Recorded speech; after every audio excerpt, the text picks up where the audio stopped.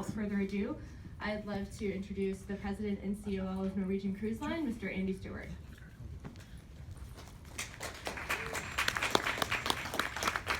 Good afternoon. Thank you, Vanessa. Can everyone hear me? Good. So we're going to try and be brief because I know everyone's got 100 press conferences to go to. We have news, so that's good. Some quick introductions. The Norwegian team, real quick. Vanessa, obviously, you just met. Vanessa Picarello. Meg Lee's our Chief Marketing Officer. Suzanne Salas is our Vice President of Marketing. Darianne Warren, I don't exactly know your title, but Darianne's at the back there. And then a very important part of today's announcement, we're honoured to have the Minister of Tourism for Belize here, Minister Manuel Heredia, with his wife, Mrs. Heredia, and the Director of Tourism, Karen Bevans, and the Director of Destination Planning and Cruise for the Belize Tourism Board, Valdemar Andrade.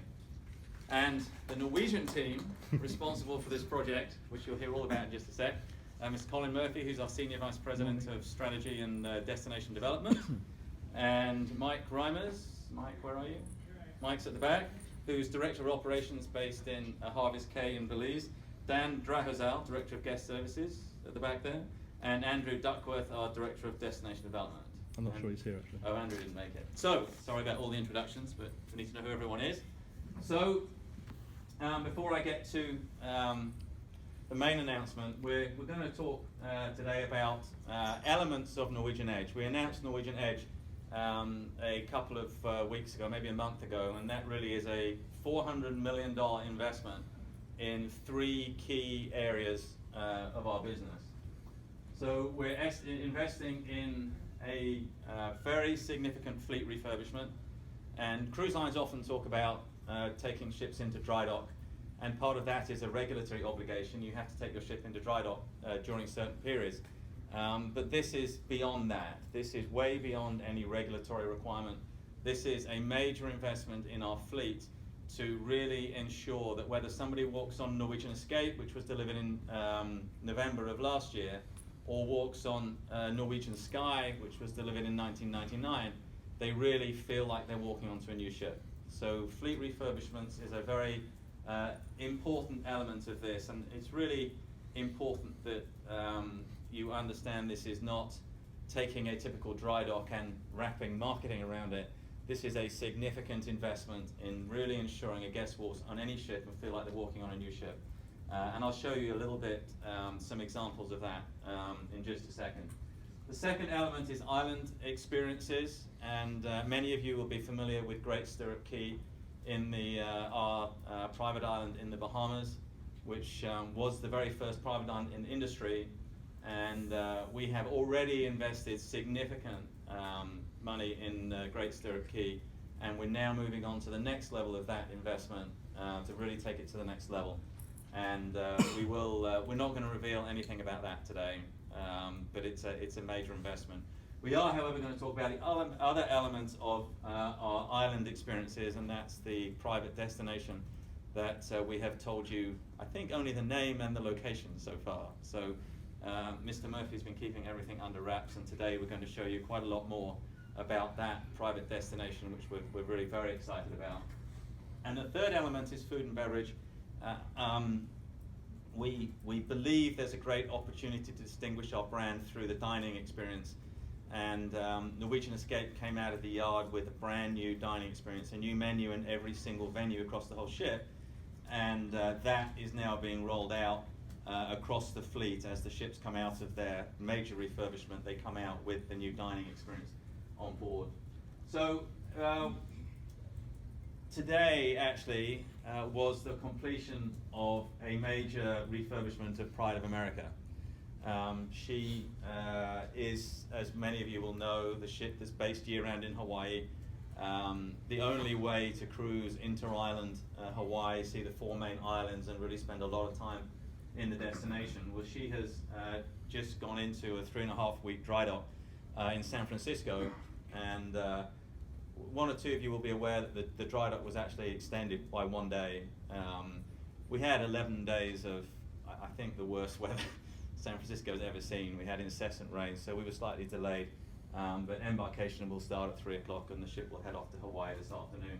And I thought I'd just give you, we haven't really seen the results of this dry dock yet, but Vanessa's been pestering the folks on the ship to say, send us some pictures, send us some pictures. So you're the very first people to see anything from this dry dock, including me. And we've really worked on the entire ship. We've taken just about every single venue on the ship and done a thorough top to bottom refurbishment. Here I'm not going to go through every venue, but whether it's the steakhouse or the Italian or the pool deck or the bars, we've really gone through every venue with a major refurbishment. And that includes staterooms. It includes adding some new venues to our new gelato bar, to adding a photo studio, to a new art gallery. So there are some brand new venues, and there are some venues that we've just completely refurbished from top to bottom, including a complete refurbishment and expansion of the spa. So this has been a major undertaking, and I'll give you just a very couple of examples of some of the new venues, so you get a sense for how the ship will look coming out of the yard. So we've upgraded the stateroom decor. This is one of the suites. So here you get a sense for what the new suites will look like. Here is the new atrium. For those of you who haven't seen the ship before, you may not kind of get the before and after, but this is really a very upgraded experience in the atrium. Here we're able to give you a before and after of the Italian restaurant. So you see on the left-hand side quite a casual Italian, that's the before. On the right-hand side is the new, very upscale Italian restaurant, La Cucina. And the last image I have is of East meets West. On the left-hand side you see the original East meets West, and on the right-hand side you see the new venue. So I hope that gives you a sense for the experience that will come through across the whole ship. And very soon we'll have some real images, not shot by one of the guys at the yard. We'll have some professional shots that will really give you a sense for the new Pride of America, and we'll make sure we get those out to you. So we're very excited about this, and I hope this gives you a flavour for what we're going to do across the entire fleet. So this slide really gives you a sense for the timing of the fleet refurbishment, the island openings, and the dining implementation. And when you see the plan for the fleet, we essentially take every ship in the fleet through this program, aside from the brand new ships that clearly don't need it, by the end of 2017, with the exception of one ship. So we're doing this in pretty short order. And what you've just seen on Pride of America, Norwegian Gem and Norwegian Epic have already gone through. And then we have Norwegian Sun and Norwegian Dawn coming very shortly. And then in 17, Spirit, Sky, Pearl, and Jade. And so just one more ship to go in the first half of 2018. So we're very excited about this. It's a real investment. This is not just put new curtains up. This is a real deep investment in a major refurbishment of our fleet. So Harvest Cay, and I'm assured that it's Great Stirrup Key and Harvest Cay, just to confuse me. So that's the pronunciation. Am I correct on that? Yes. I always call it the other way around. Okay, Harvest Cay. So Vanessa will be proud of me. She's been coaching me for days on getting that right. So we're super excited about this destination. Belize is clearly a hugely important destination in the Western Caribbean. It's a beautiful location that our guests absolutely love, and we believe we're developing a private destination that will be a really premier way to visit the destination of Belize. So here's a view, sort of an overview of Harvest Cay, which we really will deliver a wonderful resort-style experience. It's going to be a great port of call in the Western Caribbean. It will be the only way a ship can tie up alongside in Belize. And it really will be a superb way for guests to both enjoy this destination plus enjoy the broader opportunity to visit Belize. So we're very excited about this. This really offers everything for guests who want to have the total experience of Belize.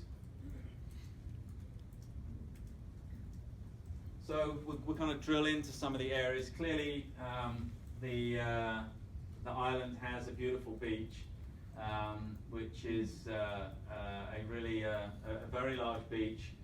We're going to have 11 beautiful beachside villas on the beach, which I'll talk a bit more about in a sec. There'll be lots of dining and beverage options, which I'll talk about. And then lots of opportunities to explore the island and experience some of the flora and fauna of the island as a part of that experience. Here you see the beachside villas. So these are not just, this is not shade. This is a really nice experience which is air conditioned, has a dining option, a private bathroom, a shower inside and outside, hammocks, dining and beverage options, concierge service. So our guests can come here and really enjoy a very, very upscale day on the beach. They never need to leave. Anything they need will be brought to them by our team. So, and I hope you see the spirit of the design of these is really designed to be a really to fit in with the spirit of Belize, which is a very eco-friendly region, and we've worked very hard to everything we do to fit with the spirit of the region. So we're very proud of how this destination has been developed. Andy, and just to let everyone know, you'll be receiving this press release immediately following with a link to the rendering, so don't worry about having to take photos. It's great. Yeah, sorry, I should have said that. One of the attractions of Harvest Caye is going to be a beautiful pool area. Here is you sort of get a sense for one part of the pool, and here you see the total pool area. So it's really going to be a spectacular pool that we think our guests are really going to love. And here you see we have a range of cabanas around the pool, so space for everyone, and then for a more exclusive experience we have cabanas around the pool as well. So we really think, you know, the option of the beach, the pool, for those folks that want to stay in the destination, we have some really great choices. And we have one or two things that will kind of get the heart racing a little bit as well, in the spirit of the brand. We have this, what we would normally call a lighthouse, but for the purposes of today, we're going to call it a flight house. Very creatively named, thank you, Colin. And from the flight house, we will offer a couple of choices to zip line over the water here, or zip line over the land here. So some really 3,000 feet of zip lining from the flight house, and then there's also a free fall jump, so you can go up the flight house, and then some contraption is going to lower you down. Hopefully. Not quite sure how fast you're going to go, but there's an elevator in there too. So and there's also an elevator in there. Yeah. So that's going to be pretty exciting. And then there's you know, where you end up, there's a suspension bridge and all sorts of exciting attractions around this. So we think this is going to be a very, very popular feature of Harvest Caye, to really kind of get a bird's eye view of the island and a little bit of adventure along the way. We also, the ropes course that started on Norwegian Breakaway, Getaway and Escape, has been so popular, we have taken this attraction and added it to Harvest Caye. So this is something that, again, we know our guests absolutely love, and there'll be another way for them to do it on Harvest Caye if they would like.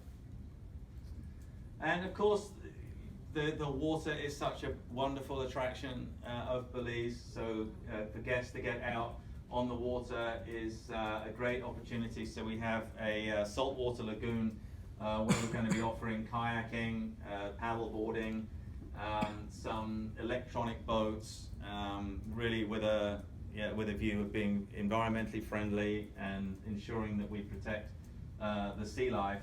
And opportunities to go enjoy the manatees, which are plentiful in Belize. So many different options and choices depending on what our guests are looking for.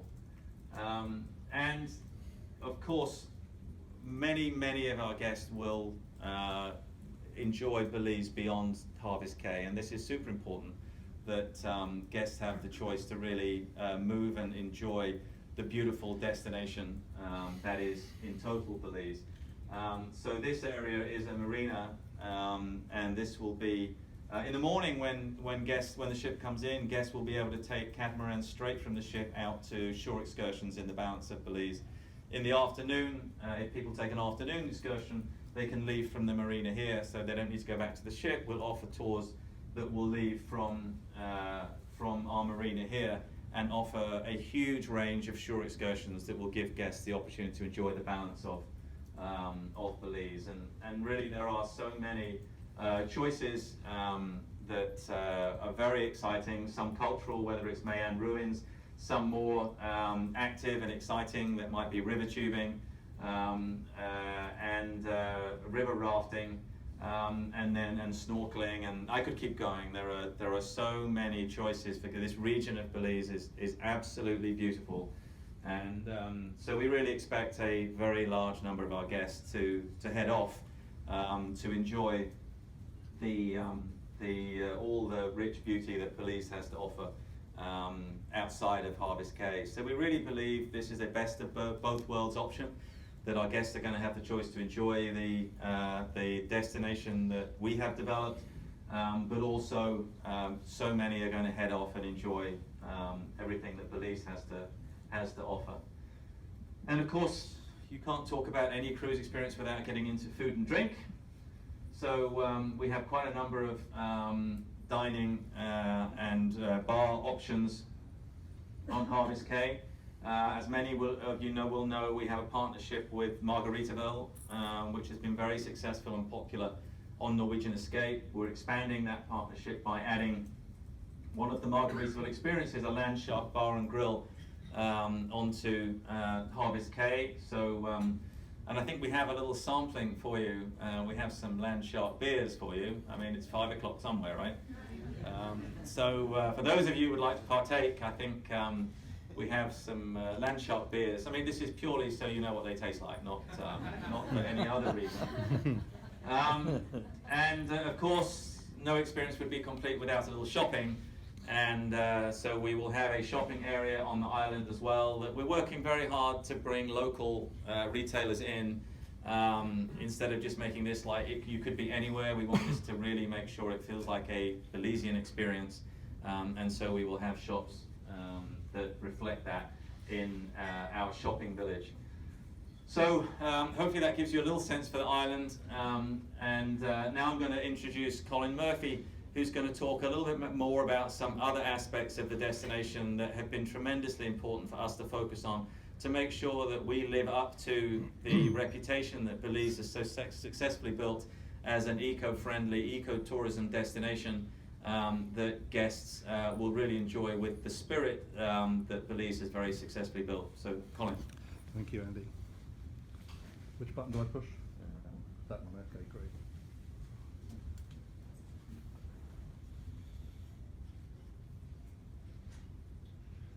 First, teach me how to turn on the microphone. Thank you. Oh, I couldn't make the button any smaller. Hello, good morning, everybody. Good morning. So this is really an exciting thing. Let's see if I can actually use the flipper. You know, when we began this process, was probably at least 4 years ago. We were delighted that we were very firmly aligned with the government and the people of Belize in having a strong commitment to the environment and to conservation, because, you know, as Andy mentioned, Belize has been incredibly successful of building this brand as being a sort of ecotourism paradise, and so we were delighted to be a part of that. And so we've been very conscious in everything that we've done. We really want to show people a little bit about Belize, which means the flora and the fauna and the people and the customs and the music and everything. We want it to be a kind of a Belizean experience.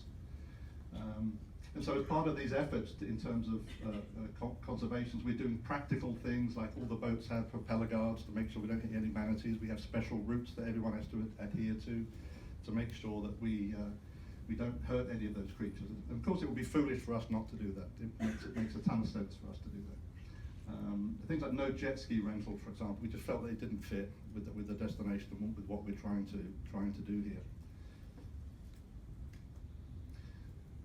As part of this commitment, I think we say here that we've planted over 10,000 new mangroves on the island. I think probably the number is north of that now. It's got to be probably 15,000, but we're continuing to plant new mangrove plants. We're looking at a program for coral propagation and things like that. So we really want to make a practical contribution where we can. And of course, the mangroves are so important to the ecosystem there.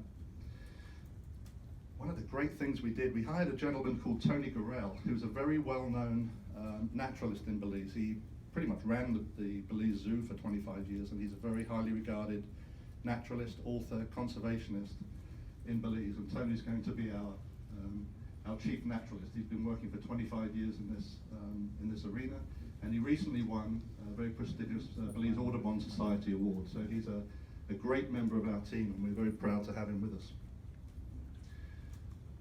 The Scarlet Macaws, I don't know if you know, but the Scarlet Macaws are very sort of intimately connected with the Mayans. So when you go to a Mayan sites and you see the hieroglyphs and the stelas and whatever, and they have representations of birds, they're usually Scarlet Macaws.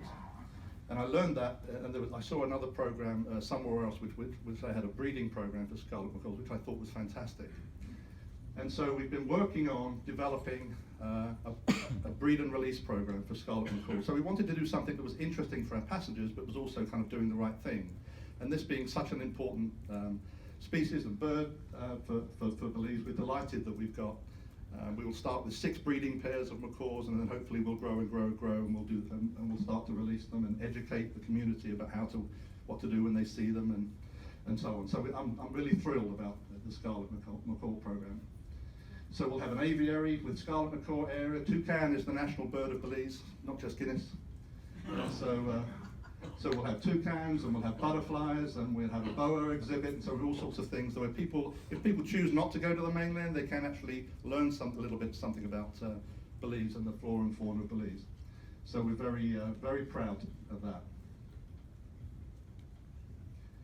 And before I introduce my friend, Minister Heredia, I'd like to say one of the things that is very important to Belize is jobs.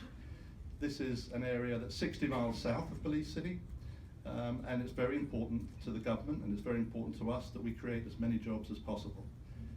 I think we've used up to 200 Belizeans on a regular basis during construction. All of our subcontractors have been Belizean.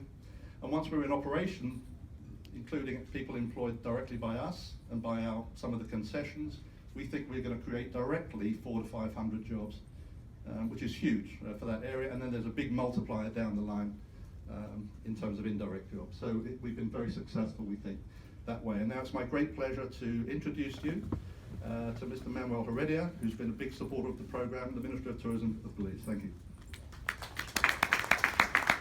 Thank you very much, Colin. A pleasant good morning to one and all. It is indeed a pleasure to be here with you all today to say a few words about the work that NCL has been doing and the commitment of our government. Let me just first of all extend and commend NCL for believing in Belize, because I know it was not easy. In the beginning, I know they had up and downs into trying to locate an island that would best fit the cruise industry, and they had a first choice. Then they couldn't get through that one. They had to go through finally they ended up with Harvest Key, and I have been around during the implementation, and it's becoming great, and I can tell you it will be a great destination. I must also say that we have the entire support of our government for this project, and we are looking forward to partnering with them in whatever we can We believe that this will have a great impact in the south of Belize, which has always been considered as one of the poorest, and also the residents over there believe that they have been the forgotten ones.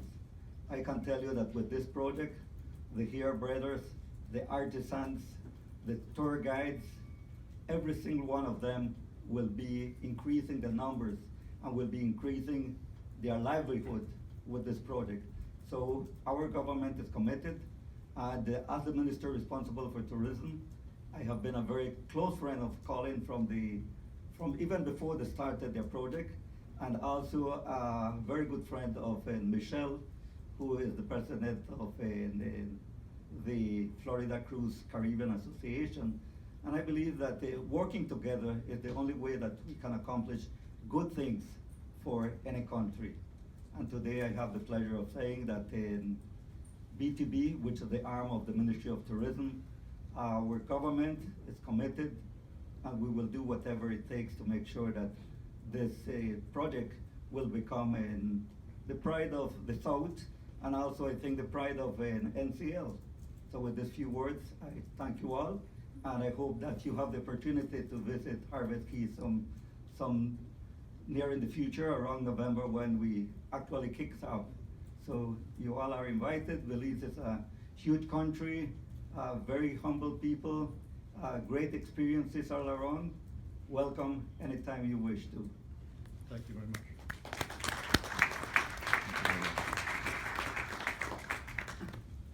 Thank you, Minister. We appreciate that. So I think we have time for a few questions. Andy, what will the cabanas cost?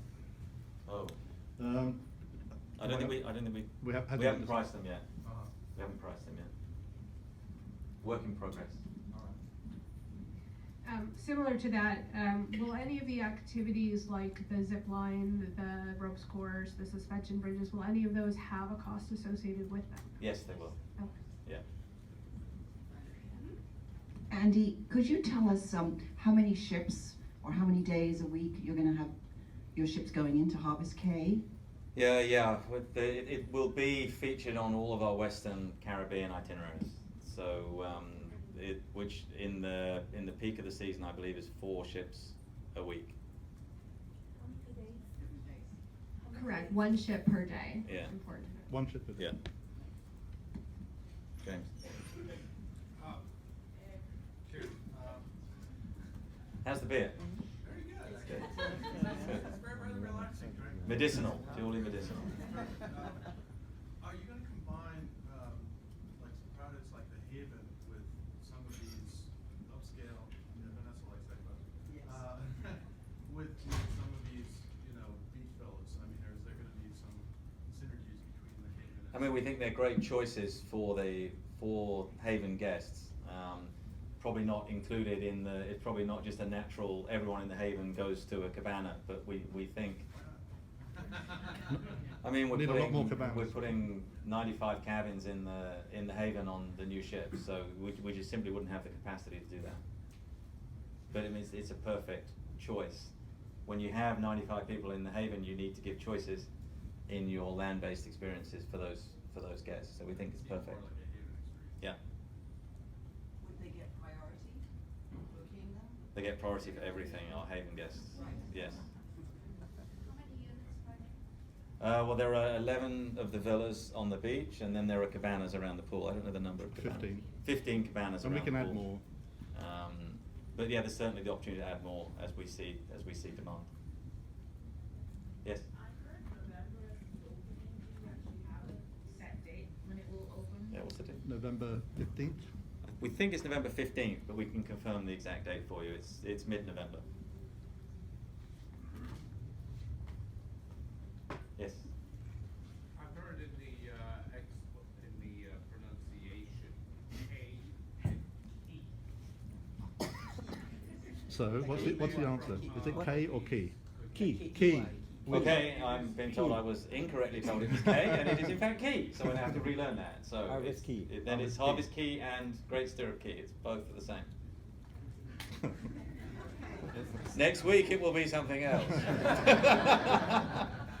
I wanted to add to that was I heard the same thing when I went down You hear both in the Bahamas, which is where I've been more familiar with. You hear people say key and K, and so we are being assured from the experts, the people who I believe and trust, that in Belize it is key. Yeah. Is this going to be replacing something that was in your itineraries in the past? It's a different way of experiencing Belize. So we do think this opens up a different area of Will there Belize. be other Belize stops on other itineraries? Or? No, this will be when we go to Belize, it will be via Harvest Key. The only dock. The only dock. It's the only dock in Belize, so this is really a great way to experience the destination. Will there be a cost associated with the Jimmy Buffett? Yes, it's a regular Jimmy Buffett experience on the island. Do you know if that's a la carte or? A la carte, yes. Last question? Yes. How many beach villas did you say? 11. Good. Well, listen, we really appreciate a full room, so thank you for joining us. We know there's plenty of press conferences, so thank you for joining us. And if you have more questions, Colin and I and Minister are all here for a few more minutes. And we have plenty of land sharks too, if anyone didn't Yeah, have a chance please to don't get leave us one. with the land sharks to take home. That would be awful.